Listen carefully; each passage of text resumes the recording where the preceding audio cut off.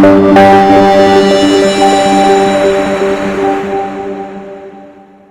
excited to have our next guest join us in person. Please welcome the CEO of Truist. You heard a little bit about it yesterday, but a lot more now. Mr. Bill Rogers, along with John Hope Bryant, founder and CEO of Operation Hope.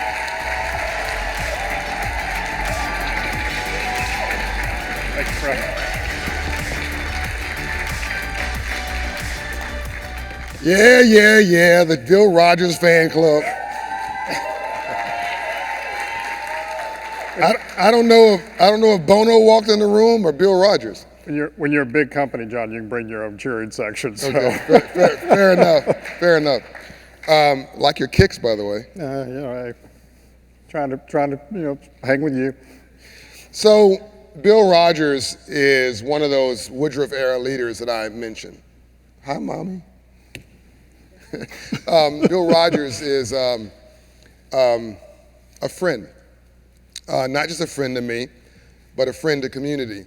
Bill Rogers is, I say this very respectfully, he's weird. Because he's not anything you'd imagine. He's understated, sedate, really low key. I don't think I've ever heard him raise his voice or get riled up. But he's deeply passionate and he deeply cares. And he says what he means, and he means what he says, and he does what he commits to. And we've had a long relationship, and I've tried not to call you when I was in trouble or when the relationship wasn't going the way what I thought it was over the years. I tried not to call you, but what I didn't know was that you were in the background, you were aware of everything. We don't have time to go over the long course of our relationship. I would, though, love for you to tell the story of when we first met and Jim Wells and what was going through your mind. So the former CEO of then SunTrust was a guy named Jim Wells, and Jim Wells, another cool guy, believed in me, and we got introduced at a luncheon or something, and you were looking at me really strange at that luncheon and didn't say much. What was going through your head? Well, since you started by referring to me as weird, I'm going to tell you exactly what was going through my head.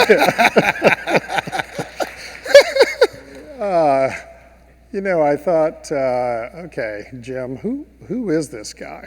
Where is he coming from? What's he thinking about? He is standing up, he's waving his hands, he's moving all around. We're in a banking environment. This is formal. We're sitting at a formal lunch, and this guy's all over the place.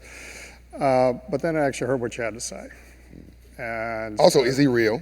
It was real, and I heard what question every banker asks: is he real? Is he real? Or she?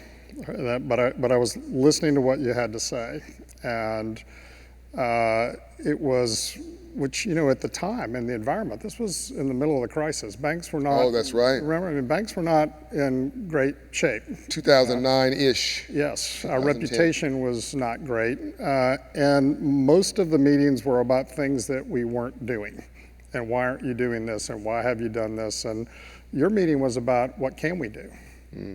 And that really just resonated with me, is let's talk about what we can do. Let's lean forward. Let's not vilify anybody for the past. Let's not choose sides. Let's not put labels on anything. Let's just actually get together and talk about what we can do. Now, I'll also say, and I have no idea why Ambassador Young has befriended me, but it is one of my cherished moments. I did call him right after our meeting and said, "Who is this guy?" And he said, "Look, he's the real deal, and I'm behind him. We're partners, and our styles are different, but our message is the same." Boy, from that point on, I was all in. Do you remember the special trip we took? I think it was from Atlanta to Memphis, and we had to both pinch ourselves. We had Reverend C.T. Vivian. I'll tell you where it was. It was one of the many times that I bet against you, John. Okay. As you told me, he said, "I'm going to get a building at the Treasury named for the Freedmen's Bank." And I happen to actually know that there was another effort underway to name that building something else. And I know how government moves. I said, "John, you'll never get that done." But I said, "If you do, I'll show up." Well, you did it. And in a very short period of time. So I did show up. I went for the celebration at Treasury, which was just fantastic. Oh, that's right. That's where we were. And So we went to D.C. We went to D.C. That's right. And Ambassador Young and CTV, and then we all came back together. Reverend C.T. Vivian, God rest his soul. Right. Ambassador Andrew Young, two Right. Presidential Medal of Freedom awardees. And I will say, and I'm so glad you brought that up, you think about seminal moments in your life and impact moments in your life. We spent about 2.5 hours together, just the four of us. By the way, for all of you, John Hope Bryant didn't say anything in 2.5 hours. So some of you may not be able to believe that actually happened, but I witnessed it. But you and I sat there like students in a PhD class. Yeah. On the civil rights movement, and to listen to those two icons and the detail at which they shared their experience, was, this police officer reached out to us in Jacksonville. His name, remember what was his name? And Right. Just the level of detail was amazing. But the other They knew thing, the exact date. the exact date, time, where they were, it was amazing. Their recall.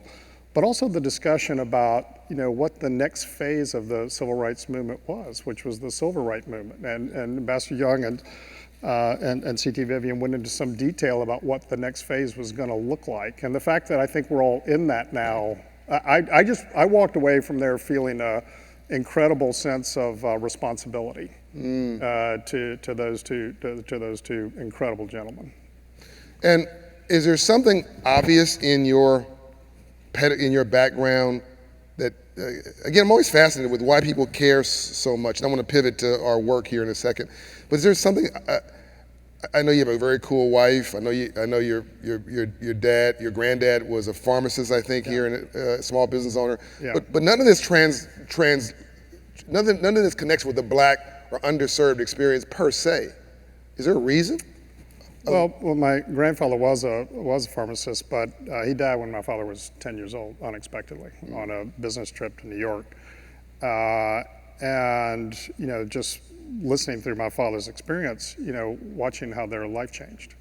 No buy-sell agreement with his partner at the pharmacy, no financial planning. So they went from being, upper middle class to they took boarders into their house. Wow. My father had to deliver the paper every morning. He worked all the time to help support his two sisters. And my grandmother, was an emergency room, nurse at the VA hospital. And so I got to experience vicariously just listening to my father. And he never really talked about it. Yeah. That was just part of the experience, right? You're living it at the time. Yeah. To just see how life can change without planning like that, completely unexpectedly. My father passed a little while ago, and I was looking through these photo albums, and the photo albums before were beach trips, great living, and you could just watch the demarcation. Then there were no photos of that kind of, picnics and spirits. It was just completely different. So that was an awakening for me that this concept of financial planning, this concept of being prepared, this concept of having a plan is really, really critical. And I just, again, vicariously saw it experienced in my own family. Something now for the first time, Bill, makes sense to me. It didn't click into this moment. You called me one day, it had to be a decade ago, and you asked me the most curious, strange question. Was it weird? It was weird, yeah. And you were going to give a speech for the Rotary Club or something, and you're like, John, tell me about this financial education thing. It has to be more. You were making a statement, but you were asking the question to confirm the statement was correct. John, financial education seems to be much more than a brochure and a website. I mean, this can't be all that's in this. It has to be more. Is that right, John? I feel this is really passionate. I feel passionate about this. It's a lifeblood issue. And I didn't know where that came from until this moment. That's your grandfather and your father and that demarcation mark speaking. Right. And if it happened to a white man who's relatively privileged in society, imagine what could happen to everybody else. Yeah, I mean, in fairness, they made it through. And for another family from different circumstances, that might not have been the case. And you also understand this, and I wrote this in my book, Up From Nothing, these three mentalities: the surviving mentality, the thriving mentality, and the winning one. A winner is a builder, thriving is the middle class. But most of America, unfortunately today, is the surviving mentality. Right. They're depressed, they're distressed, they're overwhelmed, of all races of people, and they're being preyed on, by the way, by not only financial predators, but with all due respect, I'll say respectfully, political predators and other people who are preying on their insecurities and their fears. And our conversations have always been just the opposite. We're trying to say, how do we lift people? Has to be. Up. So I'm gonna say something I don't think I've ever said to an audience in public. More than any one person responsible, Hope Inside is now 180 locations, heading to 250 physical locations, heading to over 1,000 locations, thanks to a $20 million commitment, by the way, from Truist. But more than any one person, and it's a national model, and it's Hope Inside the Workplace, and it's Hope Inside Disaster, and we partner with Homeland Security and FEMA, and we've been heralded by the federal government, all this stuff. But more than any one person responsible for that is Bill Rogers, and here's why. I called Bill one day, and I had these Hope Inside locations that were they're Hope Centers, and they were self-contained buildings, 5,000 square feet. And a bank that I won't mention the name of called me and basically said, we're pulling the plug. We're not funding this anymore. Right. And I was scrambling, like, what do I do? And it was almost the best. Don't be afraid of your problems. Don't be afraid of your challenges. Rainbows only follow storms. Sometimes if you can keep your wits about you, it creates an even better opportunity. So versus just sitting there moping about and whining about, like my funding just got cut, I sat there and thought, I said to Lance Triggs, who's here somewhere, this is great. He's like, no, it's not great. I got a bunch of people I got to pay. I said, this is great. Let's reimagine our model, because I was almost locked into the funding. I couldn't stop because I was locked into the funding. Right. So now I'm reimagining the model. So I called you. I said, I'd like to put a Hope Inside in your bank branch. And I think you almost hung the phone up. And it had never happened in U.S. history, a nonprofit operating inside of a bank branch. Right. And you thought about it for a minute. Do you remember what you told me? Yeah, well, I don't remember the exact words, but it was an all-in, and just the opportunity to change the dialogue, because, unfortunately, we have to say no a lot. Yep. And we wanted the opportunity to figure out how to say yes, and how to say the future, and we saw this as that kind of opportunity. And he wasn't saying yes to me, he was saying banks unfortunately are in a position of having to say no to customers because they aren't qualified for the loan. The credit score is too low, you don't qualify, so they're in the no business. And he wanted to get in the yes business. But let me tell the story. So I'm sitting in his office, I called you, and I was in your office another time, and you said, John, I'm willing to do this, but don't ask me for a dollar figure. You got to trust me. I'm going to trust you in my bank branches, but you got to trust me. Don't ask me for a dollar figure. Let me figure it out. And as much as I wanted to get that money, I just had to let it go. So I trusted you, and it worked. And we produced results. And the next you came back and you said, well, let's double it. We went from one location to 3, and 3 to 5, and then 5 to 25. So one day I got a check. I was going to get $1 million check, and I'm sitting in, I've never told you this story, I'm sitting in your office, and this is entrepreneurs, dreamers, this is a lesson for you now. I'm sitting in his office. He said, John, congratulations. You got $1 million grant from then SunTrust, now Truist. Congratulations. And I'm talking to him about, I have a dream just like Dr. King and Ambassador Young, and oh, this is gonna happen, and that's gonna happen, and oh, Bill. And Bill looked at me, he said, John, take yes for an answer and get out of my office before I take the money. Like that. John, I think what we wanted to accomplish, and I think we're trying to do this again, is the goal was to be the pebble in the pond. Be what now? Be the pebble in the pond. Right. Be innovative and try things, and be the place where hope can experiment. Yeah. And we can build things and work together. And some things have worked really well, some things not as well. But then try to create the pebble in the pond so the scale can happen everywhere. Right. And we did that with the first couple, and we're doing that again.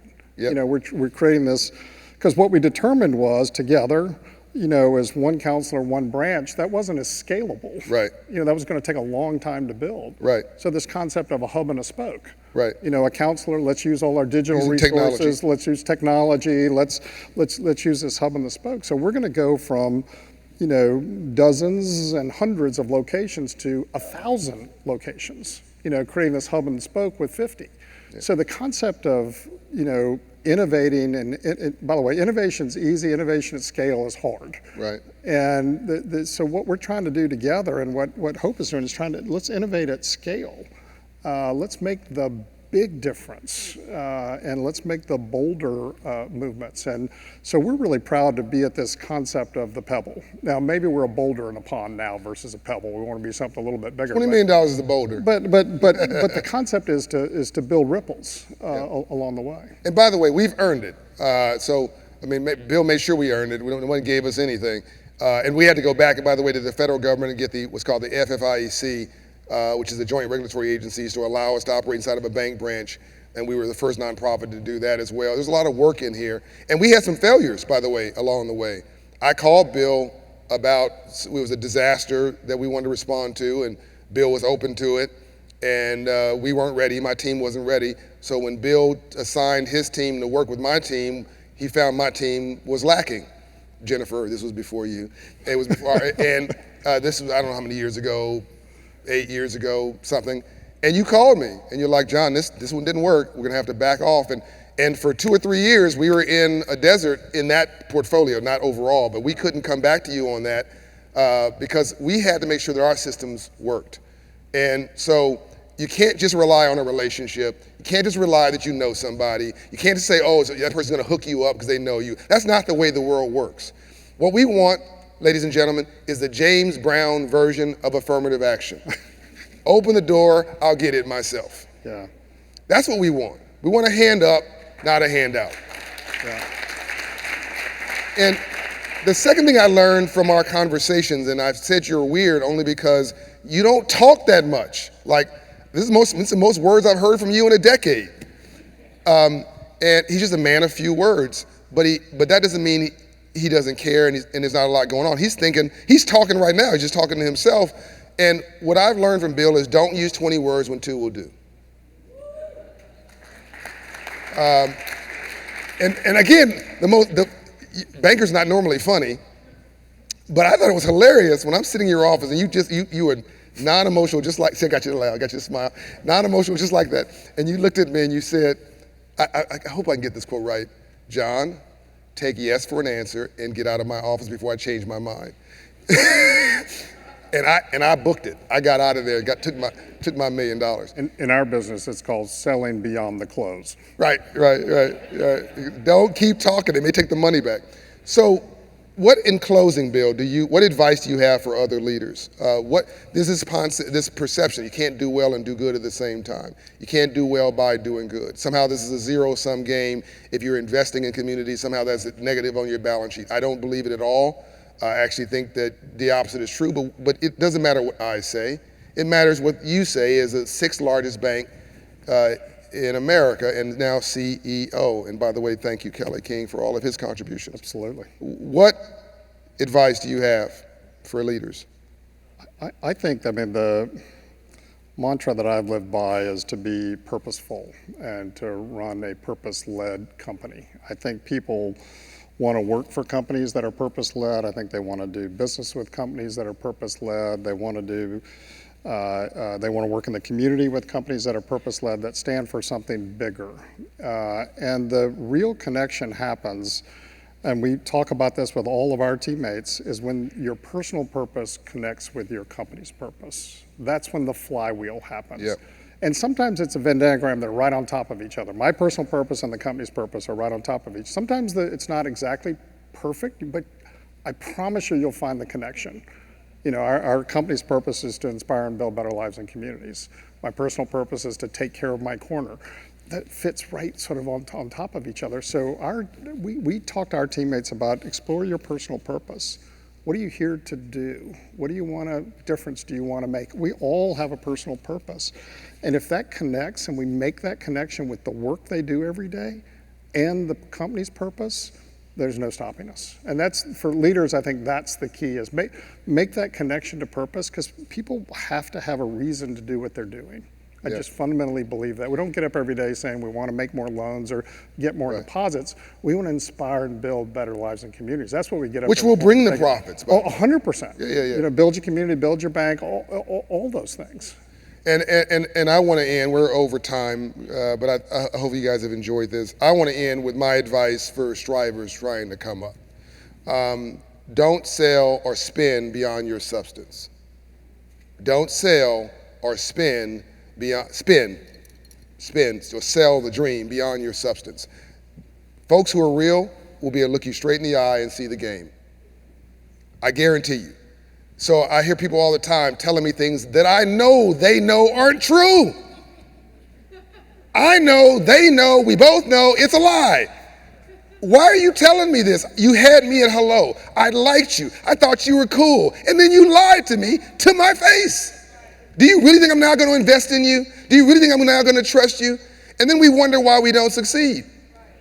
Bill doesn't mind you saying you screwed up yesterday. He saw your credit report. Just tell him the truth. I had a bankruptcy 7 years ago.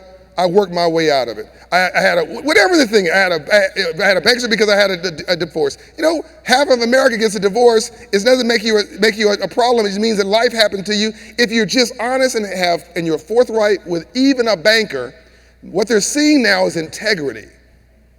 They're seeing truth and honesty, which counts when they're reviewing whether they want to loan you money.